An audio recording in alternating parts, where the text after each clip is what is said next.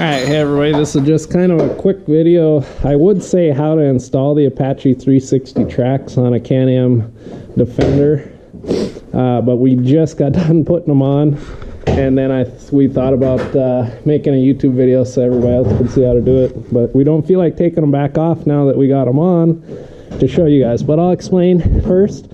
Jack up the center. You might need a little block to get it up high enough to get your tracks on the front. So then you just take off your stock tires, and then you want to make it easier, if you wanted, this bottom, there's a bracket here, this whole flat bracket that goes underneath your A-arm. This bugger here you can actually attach to your stabilizer bar. You have a little shim that goes down this way, and then you have a washer for the other side of your pivot joint or your heim joint here, and then your lock nut here. But you can actually attach this A-arm plate to that before you put it on or slide your tracks in here. And because the bottom bolt here, which is right in there, it's, if you can see it, it's recessed, so you don't need to get a wrench on it or anything from the top side.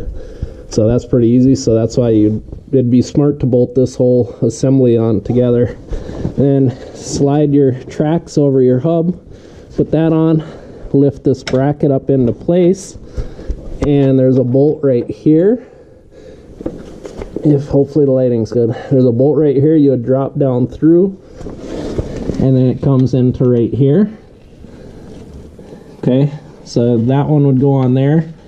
Put your washer on, or lock nut on there, and then there's a little plate that goes on the top side right here. There's this little plate here.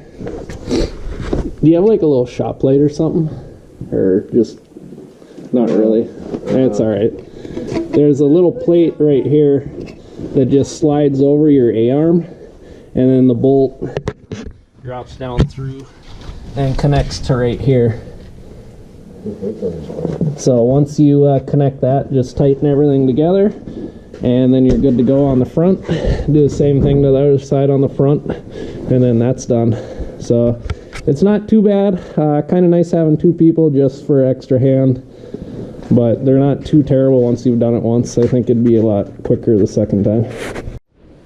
Alright, then for the back, you're going to want to do the same thing. Get your jack under here, lift it up, take off your tires, and the back is actually easier than the front because,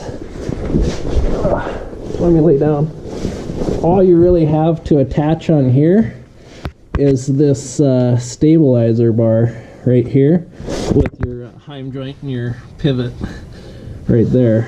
So if I can set my phone here for a light, maybe, not really, but anyway, yeah, if you can hold that, please.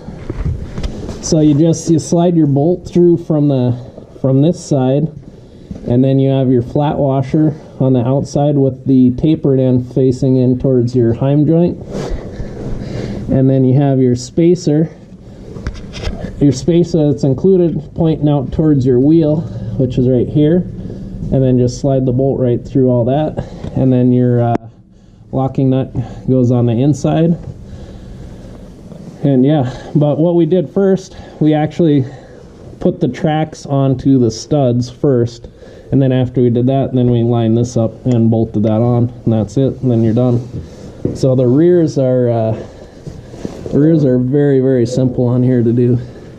It's just one bolt, your spacer, which hopefully you can see is spacer, and then your basically a little washer thing that goes on there, and then you just put your lug nuts on, tighten her up, and you're good to go. So the backs, I would say, took what, maybe 5 minutes aside, 6 minutes.